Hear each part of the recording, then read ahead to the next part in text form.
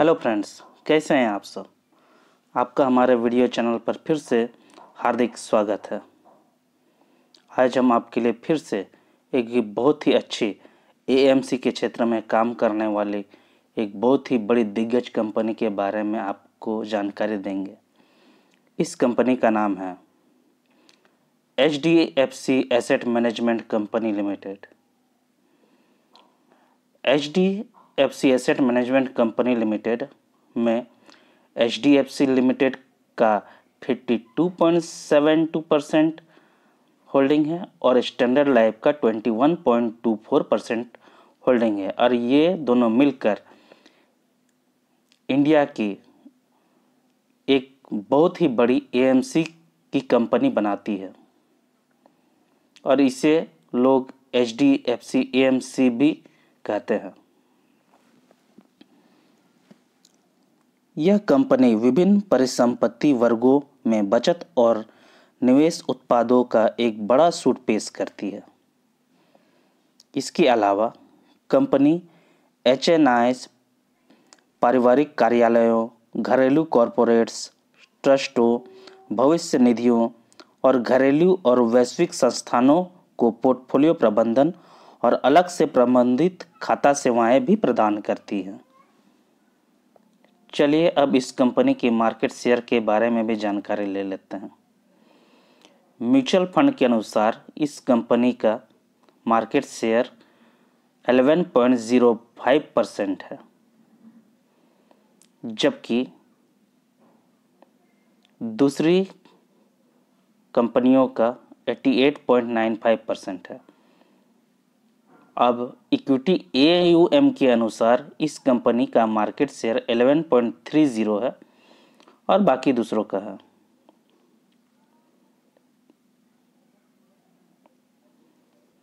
अब जरा इसके प्रोडक्ट वाइज रेवेन्यू डिस्ट्रीब्यूशन पर भी हम एक नज़र देख लेते हैं। इन्हें इन्वेस्टमेंट मैनेजमेंट से 99.40% का रेवेन्यू प्राप्त होता है, जबकि portfolio management and other advisory services से 0.60% का रेवेन्यू इन्हें प्राप्त होता है।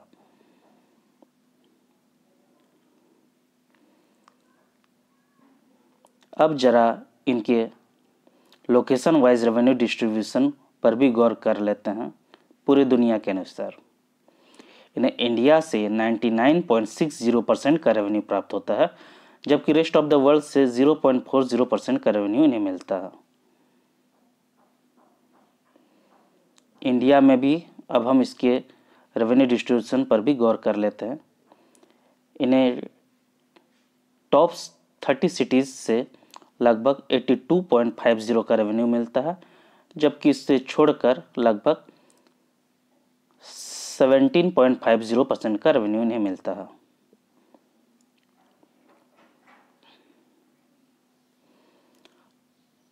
इनके customer segment wise revenue distribution पर भी हम जरा एक नज़र देख लेते हैं।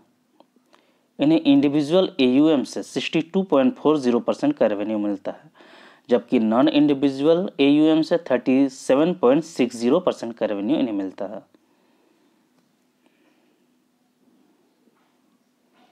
अब जरा हम इसके फंडामेंटल्स पर भी ध्यान देते हैं। यह कंपनी 41,107 करोड़ की मार्केट कैप वाली एक बहुत ही बड़ी कंपनी है। यह एक ब्लू चिप कंपनी है और निफ्टी नेक्स्ट 50 का भी हिस्सा है। इसकी करंट प्राइस 1,926 रुपये 40 पैसे है और ईयर हाई 2,480 रुपये और ईयर लो 1,690 रुपये है। इस स्टॉक की PE 29.6 है, जबकि इंडस्ट्री PE 26.7 है। अर्थात हम कह सकते हैं कि यह अपने इंडस्ट्री PE की तुलना में थोड़ी ज़्यादा वैल्यूएशन पर अभी उपलब्ध है। इसकी बुक वैल्यू 250 रुपये की है और यह 2.18% का एक अच्छा डिविडेंड भी देती है। इसकी ROCE 36.2% है, जो कि अच्छी बात है, और इसकी ROE 27% है। इसकी फेस वैल्यू 5 रुपये की है। इस कंपनी पर 0.0% का डेब्ट टू इक्विटी रेशियो है, अर्थात हम कह सकते हैं कि यह लगभग एक कर्ज मुक्त कंपनी है, जो कि इस कंपनी के लिए बहुत ही अच्छी बात है। इस कंपनी का पेग रेशियो 1.45 है, जो कि इसे फिर से एक बेहतरीन कंपनी बनाता है और निवेशक इसमें निवेश करने के बारे में सोच सकते हैं। अब जरा इस कंपनी की सिंपल मूविंग एवरेज के अनुसार टेक्निकल एनालिसिस भी कर लेते हैं। इसका 5 दिनों का एसएम है 1900 रुपये 35 पैसे, 10 दिनों का एसएम है 1888 रुपये 93 पैसे, 20 दिनों का एसएम है 1972 रुपये 66 पैसे, 50 दिनों का एसएम है 2110 रुपये 53 पैसे, 100 दिनों का एसएम है 2060 रुपये 67 पैसे और 200 दिनों का एसएम है 1992 रुपये 39 पैसे। यहाँ चार्ट में साफ मालूम चल रहा है कि यह अपने 5 दिनों और 10 दिनों के एसएमएस से ज़्यादा दर पर उपलब्ध है, जबकि 20, 50, 100 और 200 दिनों के एसएमएस से कम दर पर उपलब्ध है। अर्थात यह हमारे लिए एक बेहतरीन मौका साबित हो सकता है।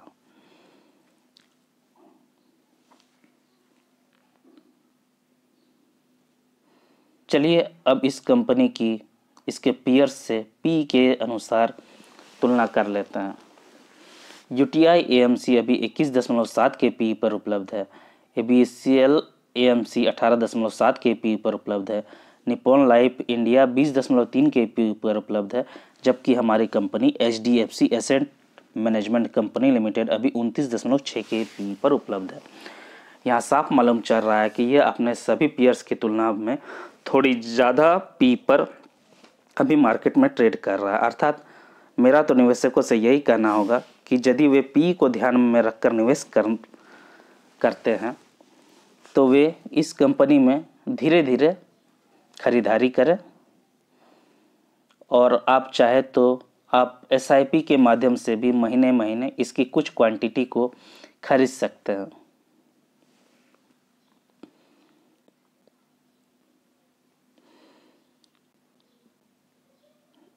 इस कंपनी में प्रोमोटर्स के पास 62.78% की होल्डिंग है। एफआईआईएस के पास 12.09% की होल्डिंग है। अदर डीआईएस के पास 0.03% की होल्डिंग है। म्यूचुअल फंड के पास 3.07% की होल्डिंग है। नॉन इंस्टीट्यूशंस के पास 11.73% की होल्डिंग है और इंश्योरेंस कंपनीज के पास 10.3% की होल्डिंग है। और यहाँ साफ मालूम चल रहा है कि इस कंपनी में प्रोमोटर्स ने अपनी अच्छी हिस्सेदारी बनाई हुई है और एफआईआईएस, म्यूचुअल फंड, इंश्योरेंस कंपनी चाहे कोई भी हो, सभी ने इस कंपनी में अपना भरोसा बनाए रखा हुआ है, जो दर्शाता है कि ये एक अच्छी कंपनी है और इसमें सभी अपने निवेश को बरकरार बनाए रखे हुए हैं। इसका डिविडेंड ट्रैक भी काफ़ी अच्छा है। इसने 2019 में 2 बार डिविडेंड दिया है, 12 रुपये और 12 रुपये का। 2020 में भी इस कंपनी ने 28 रुपये का एक बार डिविडेंड दिया है। 2021 में इस कंपनी ने 34 रुपये का डिविडेंड दिया है और 2022 में इसने 42 रुपये का डिविडेंड दिया है। यह कंपनी हर साल अपने निवेशकों को डिविडेंड जरूर दे रही है, जो कि निवेशकों के लिए बहुत ही अच्छी बात है।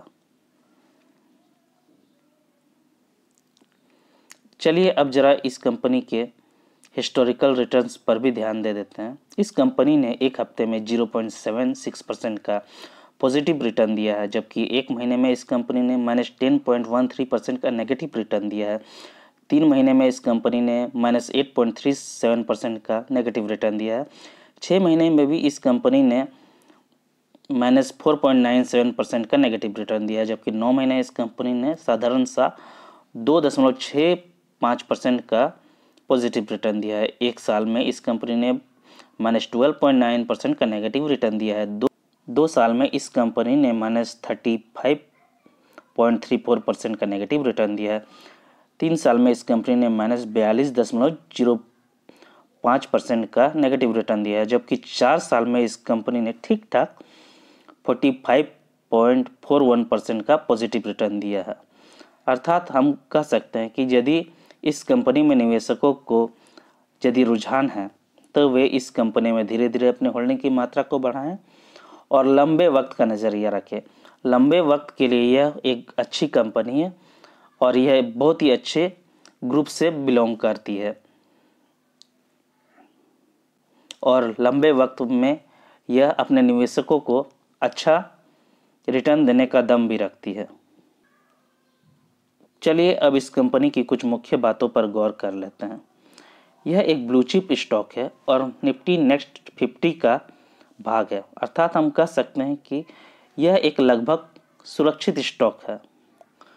और चूंकि यह म्यूचुअल फंड के क्षेत्र में काम करती है और लोगों का हाल के दिनों में देखा जा रहा है कि उन्होंने डायरेक्ट स्टॉक या म्यूचुअल फंड में लोग अब धीरे धीरे उनका रुझान बढ़ रहा है, इसलिए हम कह सकते हैं कि यह भविष्य में अच्छा रिटर्न दे सकती है। और इस कंपनी की दूसरी अच्छी बात यह है कि इस कंपनी ने पिछले 5 सालों में अपने डिविडेंड को लगातार बढ़ाते जा रही है और यह 55.4% का एक हेल्दी डिविडेंड पे आउट भी मेंटेन किए हुए है। और इस कंपनी की सबसे अच्छी बात यह है कि यह कंपनी एक लगभग कर्ज मुक्त कंपनी है, जो कि इसके सभी गुणों में इसे आदर्श बनाता है। अर्थात मेरा तो इन निवेशकों से यही कहना है कि कंपनी अच्छी है और आप इसमें धीरे धीरे खरीदारी करें और इसे अपने पोर्टफोलियो में आप जगह दे सकते हैं। यह भविष्य में निश्चित ही आपको अच्छे रिटर्न देगी।